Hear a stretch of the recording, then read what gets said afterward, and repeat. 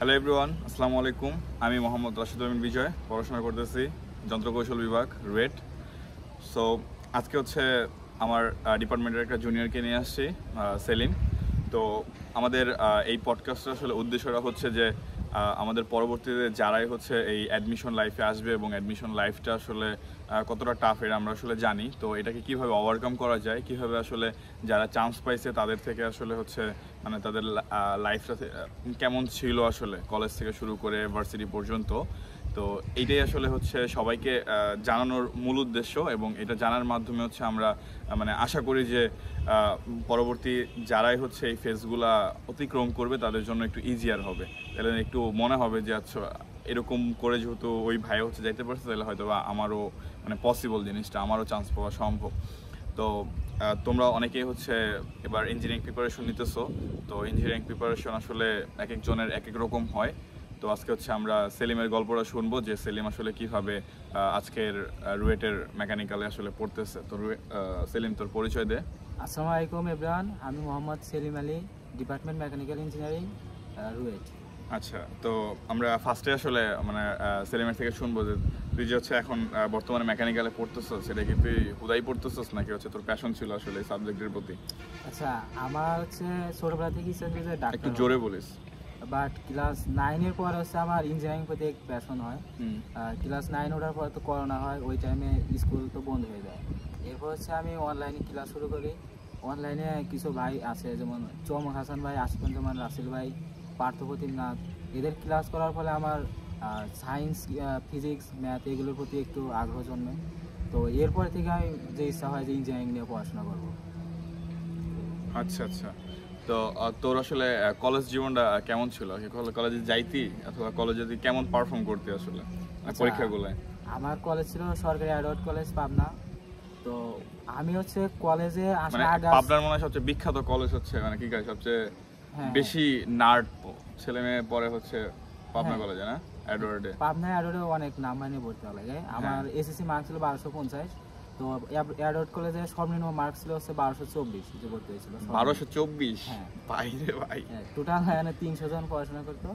তো আমি সায়েন্সে 300? হ্যাঁ, সায়েন্সে 300। এটা কি শুধু সায়েন্সের জন্য? না, আর্টস আচ্ছা। কমার্সও আছে। আচ্ছা তো আমি কলেজে শুরু করার আগে আমি শহরে পড়াশোনা করিনি, আমি গ্রামেই পড়াশোনা করছি। তো গ্রাম থেকে শহরে আসার পরে একটু ঝামেলা হয়, এটা সবারই হয় মোটামুটি। তো আমার 3 মাস মোটামুটি ওই রকম পড়াশোনা তেমন হয় নাই। তো প্রথম অর্ধবার্ষিক পরীক্ষায় একটু এর ফল খারাপটা হয়। তো কিন্তু ফিজিক্স, কেমিস্ট্রি, ম্যাথ আমার প্লাস ছিল, আর অন্যগুলোতে এ মাইনাস ছিল। দ্যাটস ওয়াই আমার টপ 10-এ র্যাঙ্ক ছিল না কলেজে। আচ্ছা, তো ওইটার রেজাল্ট সিস্টেমটা কেমন ছিল যে তোর টপ 10-এ যারা থাকে? হ্যাঁ, মানে শুধু যারা টপ 10-এ থাকে তাদের হচ্ছে র্যাঙ্কটা প্রকাশ করে, আর যারা টপ 10-এর বাইরে থেকে তাদের জাস্ট নাম্বারটা জানায়। তো ওই হিসাবে আমার র্যাঙ্ক মোটামুটি টপ 20-এর মধ্যেই ছিল। ও, টপ 20-তে ছিল। আচ্ছা, 300 জনের মধ্যে টপ 20।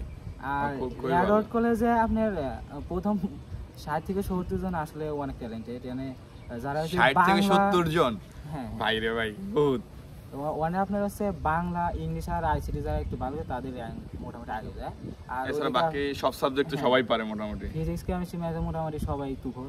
হুম, দ্যাটস ওয়াই র্যাঙ্কটা একটু পিছিয়ে আসে এটাই। আচ্ছা আচ্ছা, ঠিক আছে। তো তুই আসলে কলেজ জীবনে কি মানে সিরিয়াসনেস কখন আসছে আসলে? তুই কি প্রথম থেকেই সিরিয়াস ছিলি? না মানে না প্রথম দিন থেকেই না, যে আরে সব কুয়ায় ফেলবো একদম? না না, এটা প্রথম থেকে ওইরকম সিরিয়াস ছিলাম না, হ্যাঁ। জাস্ট মানে ফ্লোতে চলছিল আর কি। আর সিরিয়াসনেস আসে আসে আপনার প্রথম ইয়ারের শেষের দিকে। প্রথম ইয়ার শেষের দিকে এই মোটামুটি অ্যাডমিশন বইটা কিনা হয়েছিল। অ্যাডমিশন সম্পর্কে জানতি কখন থেকে? অ্যাডমিশন সম্পর্কে জানতাম ইন্টার ভর্তি হওয়ার শুরু থেকেই, বাট ওই সময় তো সিরিয়াস ছিলাম না। ও আচ্ছা, Seriousness, জানতি অ্যাট লিস্ট, হ্যাঁ। আমি তাও জানতাম না। সিরিয়াসনেস শুরু হয়েছে মোটামুটি প্রথম বছর পরে। আচ্ছা আচ্ছা, মানে সেকেন্ড ইয়ার ওইটা কি মনে হইলো যে এখন কি একটু ভালো করে পড়াশোনা হ্যাঁ, করা উচিত? যেহেতু আমার মানে ফ্রেন্ড সাইকেল অনেক ভালো ছিল, এটা আচ্ছা, একটা প্লাস। হ্যাঁ। ফ্রেন্ড সাইকেল অনেকে দেখতাম যে এই প্রথম বর্ষ থেকেই অ্যাডমিশনের বইটা ঘাটাঘাটি শুরু করতো। তো ওদের দেখা দেখেই আমি ক্লাস সেকেন্ড ইয়ারে ওঠার পরে শুরু করি অ্যাডমিশন জার্নিটা। ও আচ্ছা, তো তাহলে হচ্ছে তোর মানে পারিপার্শ্বিক সবাই একটু পড়াশোনা করতো, এই জন্য ওইটা আর কি নিজের মধ্যে অনেক ইনফ্লুয়েন্স হ্যাঁ, করছে। আর বন্ধুরা অনেক পড়াশোনা করতো। আর তোর কাছে হচ্ছে মানে ইঞ্জিনিয়ারিং যেহেতু আসছস, তো তখনই তো তোর মনে হয়েছে আসলে ইঞ্জিনিয়ারিং পড়া উচিত। তো ইঞ্জিনিয়ারিং এর ক্ষেত্রে তো ফিজিক্স কেমিস্ট্রি ম্যাথের মানে একদম ভালো দক্ষ থাকতে হয়। তো এর মধ্যে তুই কোনটা আসলে দুর্বল মনে করতে নিজের আর কি, কোনটা তোর কাছে একটু নাকি বিরক্তকর লাগতো, কম পারতি? আচ্ছা আমার বিরক্তি লাগতো মোটামুটি কেমিস্ট্রি মানে পারতাম, বাট জিনিসগুলো কেমনে হয় এই জিনিসটা আমি মানে অত ভালোই ধরতে পারতাম না। আচ্ছা। তো আমার একটা অফলাইনে স্যার ছিল, ওই স্যার কাছ থেকে মোটামুটি অনেক কিছু ক্লিয়ার ছিল, আর কিছু অনলাইনে ভাইয়ের ভিডিও দেখে মোটামুটি কেমিস্ট্রিটা কাভার। কার ভিডিও দেখছিল আসলে বলতে পারো? সমস্যা নেই। অনলাইনে আমি মেইনলি বন্দি পাচ্ছিলাম শহীদ আব্দুল্লাহ ভাইয়ের ভিডিও দেখছিলাম। আচ্ছা, আর হ্যাঁ। এসিএস এর হচ্ছে সঞ্জয় দাদার ক্লাস কিছু করছিলাম। আর কিছু অন্যরকম পাঠশালার পার্থপ্রতিম নাথ ভাই আছে, ওই ভাইয়ের কিছু ক্লাস করছিলাম। আচ্ছা, সমস্যা নেই। আচ্ছা, সমস্যা নেই। আর হচ্ছে তোর অ্যাডমিশন প্রিপারেশন আসলে তুই নিছিলি কিভাবে? অ্যাডমিশন প্রিপারেশন কিভাবে নিছিলি? আচ্ছা আমাদের তো ফিজিক্স এক্সাম হয়েছিল, তারপরে তো এক্সাম হয়েছিল না, অনেক আন্দোলন হইলো। তো আন্দোলন মোটামুটি 1-1.5 মাস কিছুই পড়া হয় নাই, জাস্ট একবারে পড়াশোনার বাইরে ছিলাম। এরপরে হচ্ছে অ্যাডমিশনের সময় শুরু হয়, ওই সময় আমার হচ্ছে 1 মাসে 3 বার জ্বর আসে। তো আমি মোটামুটি সবার চেয়ে 1 মাস পর হচ্ছে অ্যাডমিশন আমার শুরু হয়। আচ্ছা। আর আমি হচ্ছে অ্যাডমিশনে উদ্বাসে ভর্তি হয়েছিলাম রাজশাহী ব্রাঞ্চে। তো আমি হচ্ছে এক্সাম দিতাম উদ্বাসে, আর ক্লাস মোটামুটি অফলাইন করতাম না, অনলাইনে মেনলি ক্লাস করতাম।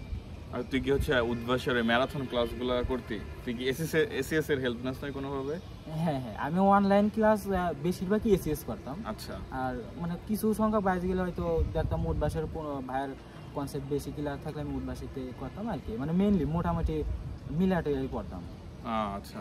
মানে ফিক্স কোনো ছিল না যে আমি এই বাইরে ক্লাস করবো, যেটা যেন ভালো লাগতো ওইটাই করতাম। আমার কাছে মনে হয় এইটাই আসলে দরকার, কারণ এই ধরনের অনেক বেশি আর কি ডিবেট হয়। একটা সময় তো হচ্ছে উদ্ভাস হলো মেইন ছিল, তখন আর কেউ কিছু চিন্তা করতো না। বাট যখন এসিএস এসে পড়ছে এখন হচ্ছে আর কি খুব আর কি মানে একটা টেনশন হয়ে গেছে যে আসলে এসিএস এ পড়তেও নাকি হচ্ছে উদ্ভাসে পড়তেও।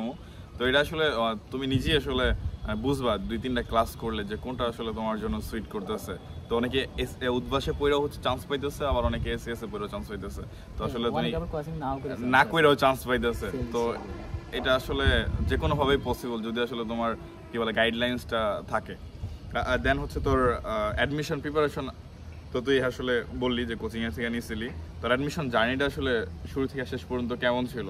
আচ্ছা আমার অ্যাডমিশন জার্নি শুরুর দিকে একটু ভয়ানক ছিল, যেহেতু আমি 1 মাস পরে শুরু করছি। হ্যাঁ। তো কিছু এক্সাম হয়ে গেছিলো অলরেডি উইকলি। তো আমার প্রথম দিকতে আমি মানায় নিতে একটু প্রবলেম হয়েছিল, যার সাথে আমার র্যাঙ্ক একটু পিছনে আসতেছিল। বাট আস্তে আস্তে আমার ইমপ্রুভ হয় ভালোই, আমার র্যাঙ্ক মোটামুটি সবসময় 500-400 মধ্যে থাকতে হয়েছিল। ভালোই তো। লাস্টে আবার মডেল টেস্টে আরও উন্নীত হয়েছিল, 200-র মধ্যে আসছিল সর্বোচ্চ র্যাঙ্ক, আর মোটামুটি 700-800 এর মধ্যে থাকতে হয়েছিল। আর তুই হচ্ছে কত নাম্বার পাইবি উদ্বাসে রিটেনে? হ্যাঁ, উদ্বাস রিটেনে আমার মার্ক হতো 160, 70, 80 এরকম। আর 220 পরীক্ষা হইতো আই গেস, তো এর মধ্যে হচ্ছে তোর 160 এরকম ছিল। এভারেজে আপনার 160 থেকে 165 এরকম। আচ্ছা, আর তুই হচ্ছে অ্যাডমিশনের পুরো একটা দিন কিভাবে কমপ্লিট করতি? আচ্ছা, ঘুম থেকে উঠে আবার ঘুম দিতে যাওয়া পর্যন্ত তুই আসলে কি কি করতি? আচ্ছা আমি হচ্ছে বেশি রাত জেগে পড়াশোনা করতাম না, মেনলি আমি 12টার দিকে ঘুমাই এসে যেতাম। আচ্ছা। আর ওইদিকে সকালে আমি 6টা কিংবা 7টার দিকে উঠে যেতাম। তো সারাদিন মোটামুটি পড়তাম আর এক্সাম দিয়ে আসতাম, আর রাত্রে 12টার মধ্যে আবার ঘুমিয়ে যেতাম। ও আচ্ছা, মানে হচ্ছে আমি বেশি রাত জেগে পড়াশোনা করিনি, আমার রাত জাগলে হচ্ছে মাথা ব্যথা করতে, দেখছি আমি রাত অত যাইনি।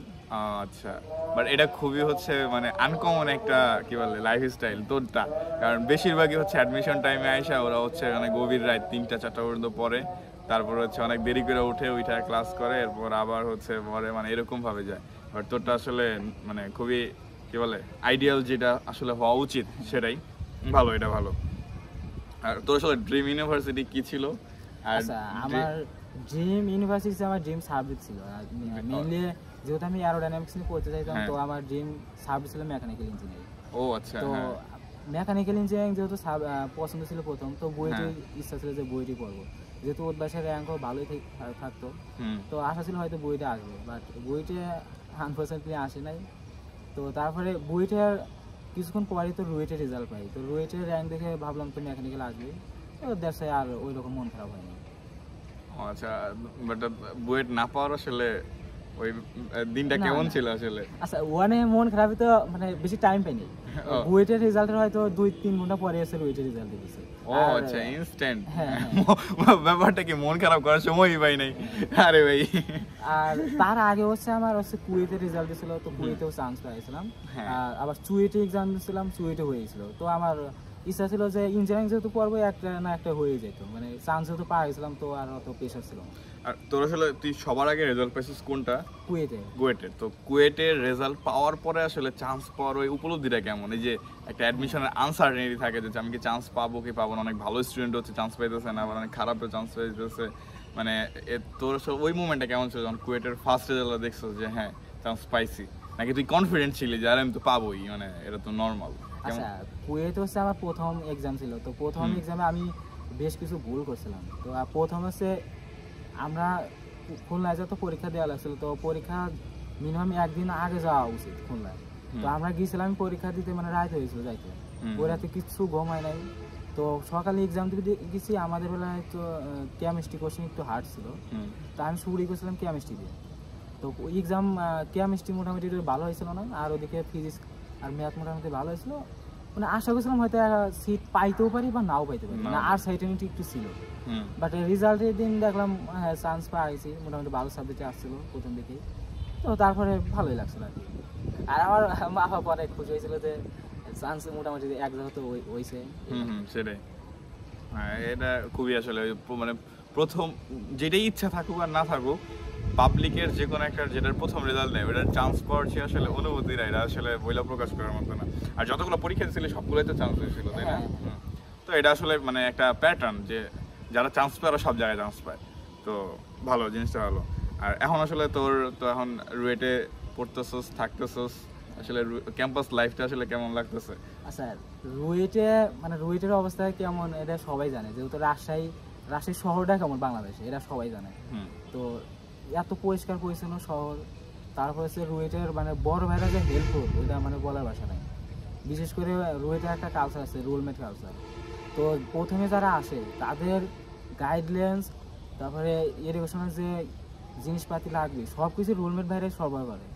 তারপরে মানে এখানকার হলের পরিবেশ, খাওয়া দাওয়া, মানে সব কিছুই ভালো, খুবই সুন্দর পরিবেশ। মানে তুই খুবই ব্লেসড যে হ্যাঁ অনেক রুয়েটে পড়ে। আচ্ছা, এটা রুয়েটের জন্য অনেক বড় একটা পাওয়া। হ্যাঁ, আমার মানে প্রথম ইচ্ছা ছিল না ঢাকার মধ্যে বুয়েটে পড়া, আর নাহলে রাজশাহী আসা, যেহেতু পাবনা থেকে রাজশাহী তো হচ্ছে রাজশাহী আমার বাড়ির কাছে, এটা আরো তোর ভালো হয়েছে। তোর আসলে এখন বাকি যারা হচ্ছে জুনিয়ররা এই ভিডিওটা দেখবো তাদের জন্য আসলে তোর অ্যাডমিশন টাইমটা ওর কিভাবে পার করা উচিত, প্লাস হচ্ছে তোর আর কিছু যদি বলার থাকে সেটা বলতে পারোস। আচ্ছা, এই অ্যাডমিশন জানি মেইনলি পরিশ্রম তো করাই লাগবে, পরিশ্রমের সাথে একটা ধৈর্য থাকা লাগবে। এর অ্যাডমিশন জানি মোটামুটি তো নর্মালি 4 থেকে 5 মাস হয়। তো প্রথমে সবাই একটু সিরিয়াস থাকে, কিন্তু লাস্টের দিকে অনেকে হাল ছেড়ে দেয়, এটা করা যায় না। তোমার একসাথে 3 থেকে 4 মাস যদি লাগে থাকো অবশ্যই কোনো না কোনো জায়গায় চান্স হবে। আর যারা মেইনলি ইঞ্জিনিয়ারিং প্রিপারেশন নেয় তাকে যদি বেসিক মোটামুটি ভালো থাকে, বাংলাদেশের যে 4টি ইঞ্জিনিয়ারিং ইউনিভার্সিটি আছে একটা না একটা চান্স হয়ে যাবে। আর 4টার মধ্যে যে ওই রকম ডিফারেন্স আছে ওটা নাই, ওটা ইউনিভার্সিটি আসলেই বুঝতে পারে। এই যে এটা আর কি সবারই একই পড়াশোনা, আর অনেকে বুঝে না। ওরা তো যে হাইপ আছে যে এই ইউনিভার্সিটি এত ভালো, এই ইউনিভার্সিটি এত খারাপ, এটা হাইপ খালি অ্যাডমিশন পর্যন্ত। অ্যাডমিশনে বড় বাইরে এটা হাইপ করে ফেলছে, এটা আর কিছু না। ট্রু। তাহলে হ্যাঁ, আজকের ভিডিওটা হচ্ছে এই পর্যন্তই। আশা করি যে তোমরা আসলে এখান থেকে অনেক কিছু জানতে পারবা আর অনেক কিছু নিজেরা উপলব্ধি করতে পারবা। আর যদি নিজেদের লাইফটার কীরকম প্যাটার্নে হয়ে যায়, যে অনেকেই তুমি বুঝবা যে হইতেছে অনেক রাত করে পড়তেছে, কিন্তু আমি তো আসলে রাত জেগে পড়তেছি না, তাহলে তো মনে হয় আমি কম পড়তেছি। জিনিসটা কিন্তু এমন না, এক একজনের গল্পটা আসলে এক এক রকম। তো ওই গল্পটা আসলে তুলে ধরার চেষ্টা করব। ধন্যবাদ সেলিমকে, আর ধন্যবাদ তোমাদের সবাইকে। দেখা হবে পরবর্তী কোনো একটা ভিডিওতে। আল্লাহ হাফেজ।